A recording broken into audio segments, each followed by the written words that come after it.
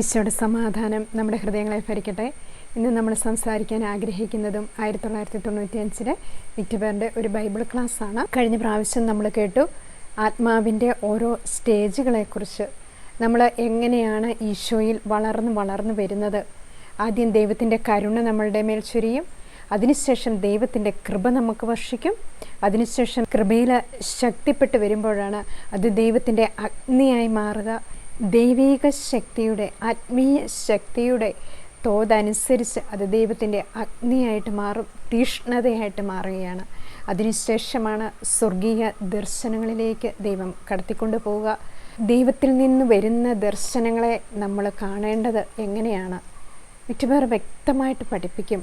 നമ്മൾ പലതരത്തിലുള്ള ദർശനങ്ങളുണ്ട്. അനേക വിശുദ്ധീകരണത്തിലൂടെ നമുക്ക് ലഭിക്കുന്നതാണ് ഓരോ ദൈവീക രഹസ്യങ്ങളും. നമുക്കറിയാം, നമ്മൾ ഈ ആത്മീയ ജീവിതത്തിലേക്കൊക്കെ കടന്നു പോകുമ്പോൾ നമുക്ക് പരിശുദ്ധാത്മാവിൻ്റെ ഒരു സ്പർശനം ലഭിക്കും. നമ്മൾ ഈശോയെ അനുഭവിക്കും. അങ്ങനെ നമ്മൾ അനുഭവിക്കുന്നു എങ്കിലും കുറച്ച് കഴിയുമ്പോൾ നമുക്ക് സംഭവിക്കുക എന്താണ്? പ്രാർത്ഥനാ ജീവിതം ഒന്നുമില്ലാതെ നമ്മൾ കുറേ കഴിയുമ്പം ഈശോയിൽ നിന്ന് അകന്നു പോകുന്ന അവസരങ്ങൾ ഉണ്ടാകാറുണ്ട്. പക്ഷേ യഥാർത്ഥത്തിൽ നമ്മളിൽ മാനസാന്തരം സംഭവിച്ചാൽ വിശുദ്ധർ കടന്നു പോയ വഴിയെ കർത്താവ് നമ്മളെ കൊണ്ടുപോകും. 1 യോഹന്നാൻ 2:6 പറയുന്നുണ്ട്, യേശുവിൽ ആയിരിക്കുന്നു എന്ന് പറയുന്നവൻ അവൻ നടന്ന അതേ വഴിയിലൂടെ നടക്കേണ്ടിയിരിക്കുന്നു. നമ്മൾ ഈശോയിലാണെങ്കിൽ ഈശോ നടന്ന വഴിയാണ്, പ്രാർത്ഥനയുടെ വഴിയാണ്, നിലനിൽപ്പിൻ്റെ വഴിയാണ്. നമുക്കൊരു വരം ദൈവം തരണം, നിലനിൽക്കാൻ വേണ്ടി നമ്മളൊരു ധ്യാനം കൂടി, അതിനുശേഷം നമ്മൾ കുറച്ച് നാളത്തേക്ക് തീഷ്ണമായിട്ട് നിൽക്കും. അതാണ് ലൂക്കായുടെ സുവിശേഷം 8-ാം അധ്യായത്തിൽ 11 മുതൽ 18 വരെയുള്ള തിരുവചനത്തിൽ വിത്ത് വിതയ്ക്കുന്നതിനെക്കുറിച്ച് പറയുന്നുണ്ട്. ഈ വിത്തുകൾ പല സ്ഥലത്ത് പോയി വീഴുന്നുണ്ട്. മുള്ളുകൾക്കിടയിൽ വീഴുന്ന വിത്തുകളുണ്ട്, പാറമേൽ വീഴുന്ന വിത്തുകളുണ്ട്, നല്ല നിലത്ത് വീഴുന്ന വിത്തുകളുണ്ട്, വിത്തുകൾ പലത് കൊത്തിക്കൊണ്ട് പോകുന്ന വിത്തുകളുണ്ട്. അങ്ങനെ പലതരത്തിൽ വീഴുന്ന വിത്തുകളെക്കുറിച്ച് ഈശോ പറയുന്നുണ്ട്. ശരിക്കും നമ്മുടെ ഹൃദയത്തിൽ വീഴേണ്ട വിത്ത് ദൈവവചനമാകുന്ന വിത്ത്.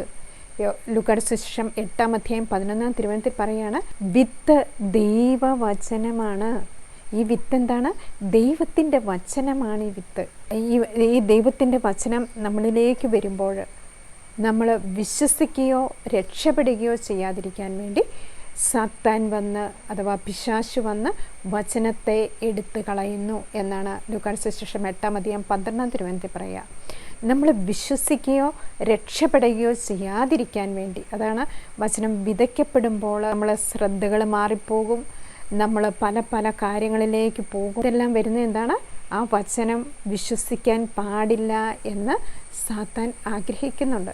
അതുകൊണ്ടാണ് നമ്മൾ ഈ ദൈവവചനം നമ്മുടെ ഹൃദയത്തിൽ വീഴുമ്പോൾ ആ ഹൃദയത്തെ എങ്ങനെ വെടിപ്പുള്ളതാക്കി തീർക്കണം, ആ എങ്ങനെയുള്ള ഹൃദയത്തിലാണ് വചനം വന്ന് വീഴുക.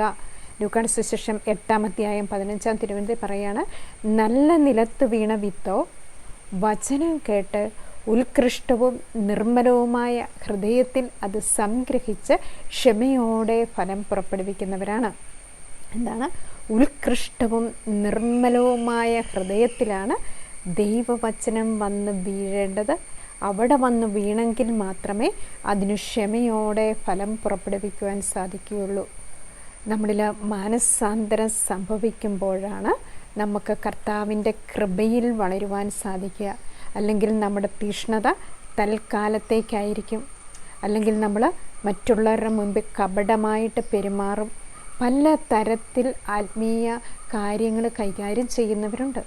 അപ്പോൾ നമ്മൾ ശ്രദ്ധിക്കേണ്ട ഒരു കാര്യമാണ്, ഈശോയോട് ചേർന്ന് നമ്മൾ വിശ്വസ്തത പാലിക്കുമ്പോഴാണ് നല്ല നിലത്ത് വീണ വിത്തായി മാറുക. ലൂക്കായുടെ സുവിശേഷം 8-ാം അധ്യായം 13-ാം തിരുവചനത്തിൽ പറയാണ്, പാറയിൽ വീണത് വചനം കേൾക്കുമ്പോൾ സന്തോഷത്തോടെ അത് സ്വീകരിക്കുന്നവരാണ്, എങ്കിലും അവർക്ക് വേരുകളില്ല, അവർ കുറേ നാളത്തേക്ക് വിശ്വസിക്കുന്നു, എന്നാൽ പ്രലോഭനങ്ങളുടെ സമയത്ത് അവർ വീണു പോകുന്നു. മുള്ളുകളുടെ ഇടയിൽ വീണത് വചനം കേൾക്കുന്നെങ്കിലും ജീവിത ക്ലേശങ്ങൾ, സമ്പത്ത്, സുഖഭോഗങ്ങൾ എന്നിവ വചനത്തെ ഞെരുക്കിക്കളയുന്നതുകൊണ്ട് ഫലം പുറപ്പെടുവിക്കാത്തവരാണ്. പല സ്ഥലത്ത് വീണ വിത്തുകളെക്കുറിച്ചാണ് നമ്മുടെ കർത്താവ് പറയുക. അതിൽ വിത്തിൻ്റെ ഉപമ എന്ന് പറയുന്ന ലൂക്കായുടെ സുവിശേഷം 8-ാം അധ്യായത്തിൽ 4 മുതൽ 8 വരെയുള്ള തിരുവചനങ്ങളിലാണ്. ആ ഉപമയുടെ വിശുദ്ധീകരണത്തിലാണ് കർത്താവ് ഈ കാര്യങ്ങളൊക്കെ പറയുക. മനുഷ്യന് മനസ്സിലാകുന്ന ഭാഷയിൽ ഈശോ ഉപമകൾ വഴിയാണ് ജനത്തോട് സംസാരിക്കുക. എന്നിട്ട് ഈ ദൈവിക രഹസ്യങ്ങളൊക്കെ വെളിപ്പെടുത്തി കൊടുക്കുന്ന ആർക്കാണ്? തൻ്റെ ശിഷ്യന്മാർക്കാണ്. ദൈവരാജ്യത്തെക്കുറിച്ചുള്ള ഈ രഹസ്യങ്ങളും വചനം വീഴുന്ന കാര്യങ്ങളെക്കുറിച്ചും ഒക്കെ പറഞ്ഞു കൊടുക്കുക. അപ്പോൾ നമ്മളും ഗ്രഹണശക്തി ഉള്ളവരാണ് ആകണമെങ്കിൽ നമുക്കും നല്ല നിലത്തു വീണ വിത്തായി മാറണം.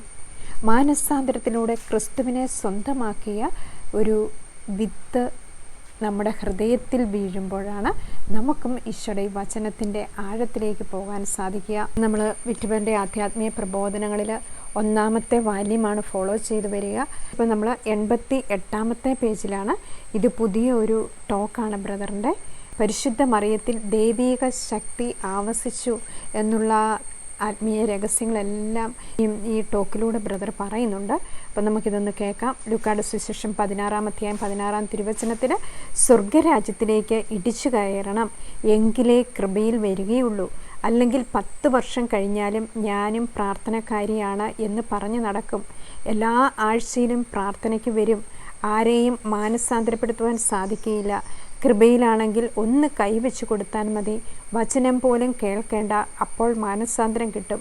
അനേകം കൃപകളുണ്ട്. അതാണ് ഈശോ സമരിയാക്കാരോട് പറഞ്ഞത്, ദൈവത്തിൻ്റെ ദാനം എന്തെന്നും എനിക്ക് കുടിക്കാൻ തരിക എന്ന് നിന്നോട് ആവശ്യപ്പെടുന്നത് ആരെന്നും അറിഞ്ഞിരുന്നുവെങ്കിൽ. യോഹന്നാന്റെ സുവിശേഷം 4-ാം അധ്യായം 10-ാം തിരുവചനം. അപ്പോൾ ഇതിലെന്താ പറയുക? ലൂക്കായുടെ സുവിശേഷം 16-ാം അധ്യായം 16-ാം തിരുവചനം, സ്വർഗരാജ്യം ബലപ്രയോഗത്തിന് വിധേയമാണ്, ബലവാന്മാരെ അത് പിടിച്ചടക്കുന്നു. എന്താണ് സ്വർഗരാജ്യം? ബലപ്രയോഗത്തിന് വിധേയമാണ്. ഇതിൻ്റെ അകത്ത് ബ്രദർ പറയാണ്, സ്വർഗരാജ്യത്തിലേക്ക് ഇടിച്ചു കയറണം, എങ്കിലേ കൃപയിലേക്ക് വരുവാൻ സാധിക്കുകയുള്ളൂ.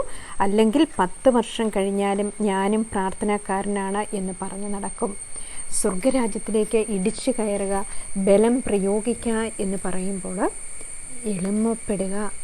ദൈവരാജ്യത്തിൻ്റെ രഹസ്യം മുഴുവനും പ്രഭാഷകൻ 3:18 ലൂക്ക 1:38 ഒക്കെയാണ്. അതിൽ പറയാണ്, നീ എത്ര ഉന്നതനാണോ അത്രമാത്രം വിനീതനാകുക, അപ്പോൾ കർത്താവിൻ്റെ കൃപയ്ക്ക് നീ പാത്രമാകും. എത്ര താഴാൻ സാധിക്കുമോ, എത്ര ക്ഷമിക്കാൻ സാധിക്കുന്നുവോ, എത്ര പുണ്യത്തിൽ വളരുവാൻ സാധിക്കുന്നുവോ അതനുസരിച്ച് നമ്മൾ സ്വർഗരാജ്യത്തിലേക്ക് ഇടിച്ചു കയറുകയാണ്. സ്വർഗരാജ്യത്തിലേക്ക് ബലം പ്രയോഗിച്ച് കയറുകയാണ്. അതുകൊണ്ടാണ് പ്രഭാഷൻ്റെ പുസ്തകം 35-ാം അധ്യായത്തിൽ 21-ാം തിരുവചനത്തിൽ പറയുകയാണ്, വിനീതൻ്റെ പ്രാർത്ഥന മേഘങ്ങൾ തുളച്ചു കയറുന്നു, കർത്തൃസന്നിധിയിൽ എത്തുന്നത് വരെ അവൻ സ്വസ്ഥനായിരിക്കുകയില്ല. 20-ാം വാക്യത്തിൽ പറയുന്നുണ്ട്, കർത്താവിന് പ്രീതികരമായി ശുശ്രൂഷ ചെയ്യുന്നവൻ സ്വീകാര്യനാണ്, അവൻ്റെ പ്രാർത്ഥന മേഘങ്ങളോളം എത്തുന്നു. വിനീതൻ്റെ പ്രാർത്ഥന മേഘങ്ങൾ തുളച്ചു കയറുന്നു, കർത്തൃസന്നിധിയിൽ എത്തുന്നത് വരെ അവൻ സ്വസ്ഥനായിരിക്കുകയില്ല. കർത്തൃസന്നിധിയിൽ പ്രാർത്ഥന എത്തുന്നത് വരെ സ്വസ്ഥനാകാതെ ഇരിക്കുന്ന ഒരു വ്യക്തി ആരാണ്? വിനീതൻ. വിനീതൻ്റെ പ്രാർത്ഥനയാണ് മേഘങ്ങൾ തുളച്ചു കയറുക. ആ ദൈവിക ശക്തിയെ ഭൂമിയിലേക്ക് കൊണ്ടുവരുന്നതാണ് വിനീതൻ്റെ പ്രാർത്ഥന. അതാണ് പരിശുദ്ധ മറിയം ചെയ്തത്. ലൂക്ക 1:38 ദൈവത്തിൻ്റെ കൃപയ്ക്ക് പാത്രമായി മറിയം എന്താ ചെയ്തത്? പൂർണ്ണ വിനയത്തോടെ ദൈവസന്നിധിയിൽ സ്വർഗസ്ഥനായ ദൈവം വരുന്നത് വരെ കാത്തിരിക്കുകയാണ്. ആ കാലഘട്ടത്തിലൊക്കെ ഉണ്ടായിരുന്നു, ക്രിസ്തു ഉടനെ എത്തും, ക്രിസ്തു നമ്മെ ഇസ്രായേലിനെ രക്ഷിക്കാൻ വേണ്ടി ദൈവപുത്രൻ ഭൂമിയിൽ അവതരിക്കും എന്നൊരു വിശ്വാസം, എന്നൊരു പ്രവചനം ഒക്കെ അവരുടെ ഇടയിൽ ഉണ്ടായിരുന്നു, യഹൂദന്മാരുടെ ഇടയിൽ. അപ്പോഴും പരിശുദ്ധ മറിയം പ്രാർത്ഥിച്ച ഒരു പ്രാർത്ഥനയുണ്ട്. എവിടെയാണോ കർത്താവിൻ്റെ അമ്മ ഉള്ളത്, ആ അമ്മയെ ശുശ്രൂഷിക്കാനുള്ള വരം ലഭിക്കുന്നതിന് വേണ്ടി പരിശുദ്ധ കന്യാമറിയം ദൈവത്തോട്, അത്യുന്നതനായ ദൈവത്തോട് പ്രാർത്ഥിച്ചു. ആ ദാസ്യം സ്വീകരിക്കാൻ വേണ്ടി പരിശുദ്ധ മറിയം ദൈവത്തോട് പ്രാർത്ഥിക്കുകയാണ്. ആ പരിശുദ്ധ മറിയത്തിലാണ് ദൈവം എത്തുന്നത്. അപ്പോൾ ആ വിനയത്തിലൂടെ പരിശുദ്ധ മറിയം സ്വർഗരാജ്യം പിടിച്ചടക്കി. സ്വർഗരാജ്യത്തിൽ ഇടിച്ചു കയറിയ പരിശുദ്ധ മറിയത്തെ നമുക്ക് കാണാൻ സാധിക്കും. ഉൽപ്പത്തി പുസ്തകം 32-ാം അധ്യായത്തിൽ 22 മുതൽ 32 വരെയുള്ള തിരുവചനത്തിൽ യാക്കോബിൻ്റെ മൽപ്പിടുത്തം നമ്മൾ കാണുന്നുണ്ട്. യാക്കോബ് കർത്താവിന് പ്രിയപ്പെട്ടവനായിരുന്നു. അനേക വേദനകളിലൂടെ, സഹനങ്ങളിലൂടെ, മൽപ്പിടുത്തങ്ങളിലൂടെയൊക്കെ യാക്കോബ് കടന്നുപോയി. അതിനുശേഷം യാക്കോബ് ഏസാവിനെ കണ്ടുമുട്ടുന്നതിന് മുമ്പ് യാത്രയിൽ അത്യുന്നതനായ ദൈവവുമായിട്ട് പ്രാർത്ഥിച്ച് മൽപ്പിടുത്തം നടത്തുന്ന യാക്കോബിനെ നമുക്ക് കാണാൻ സാധിക്കും. ഈ യാക്കോബ് എന്താ ചെയ്തത്?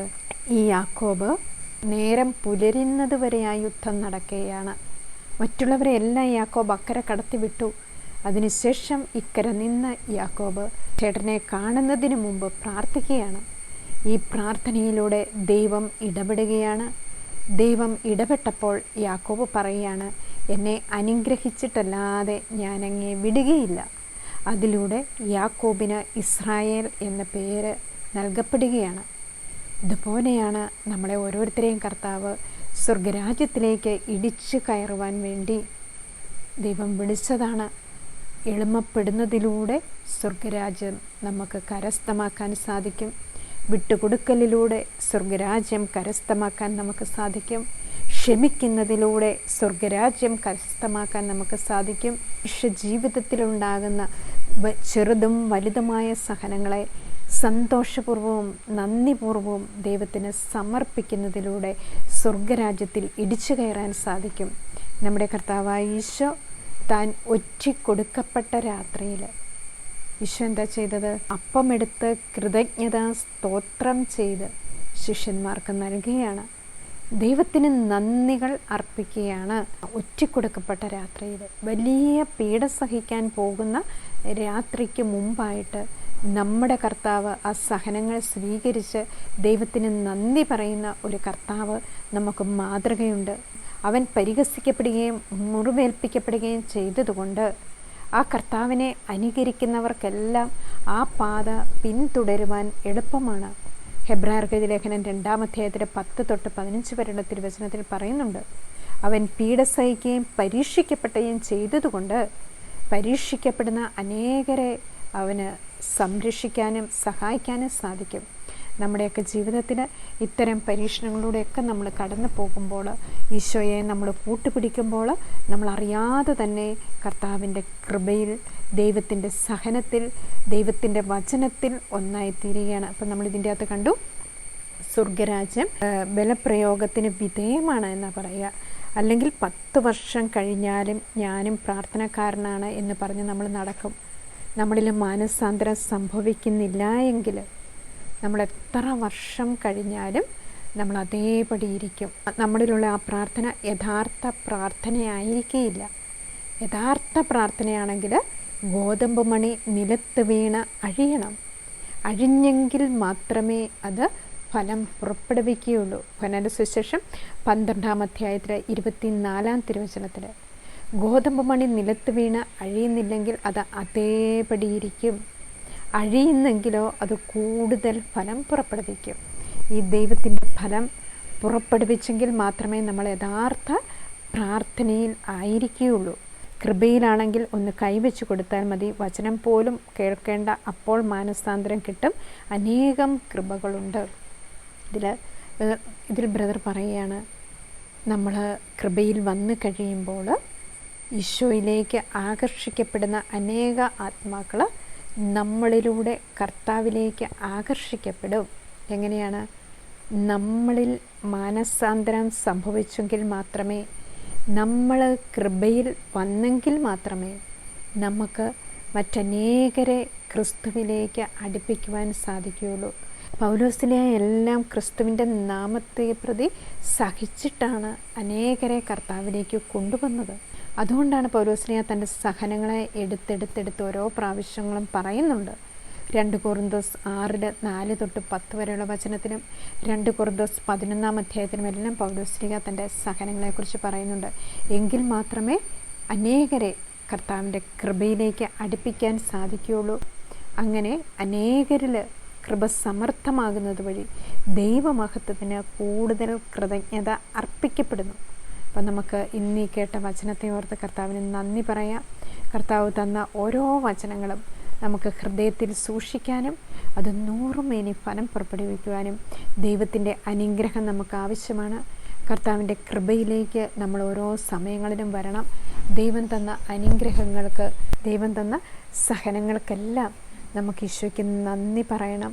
ഈശോ പോയ അതേ വഴിയെ നമുക്കും പോകുവാൻ വേണ്ടി അത്യുന്നതനായ ദൈവത്തോട് നമുക്ക് പ്രാർത്ഥിക്കാം. പരിശുദ്ധ മറിയത്തിൻ്റെ മധ്യസ്ഥം നമുക്ക് യാചിക്കാം. അമ്മേ മാതാവേ, ഈശോയുടെ വചനങ്ങൾ പാലിച്ചുകൊണ്ട് കർത്താവിന് വേണ്ടി തീക്ഷ്ണമായിട്ട് ജീവിക്കുവാൻ, ഞങ്ങൾ ഏത് അവസ്ഥയിൽ ജീവിക്കുന്നോ, ഏത് സ്ഥലത്തായിരിക്കുന്നോ, ഞങ്ങളായിരിക്കുന്ന സ്ഥലങ്ങളിൽ അങ്ങയുടെ നാമത്തെ മഹത്വപ്പെടുത്തുവാൻ അവിടെ ഞങ്ങൾക്ക് കൃപ തരണമേ എന്ന് പ്രാർത്ഥിച്ചുകൊണ്ട് ഈശോയുടെ വാഗ്ദാനങ്ങൾക്ക് ഞങ്ങൾ യോഗ്യരാകുവാൻ സർവേശ്വരൻ്റെ പരിശുദ്ധ ദൈവമാതാവേ ഞങ്ങൾക്ക് വേണ്ടി പ്രാർത്ഥിക്കണമേ. ആമേൻ.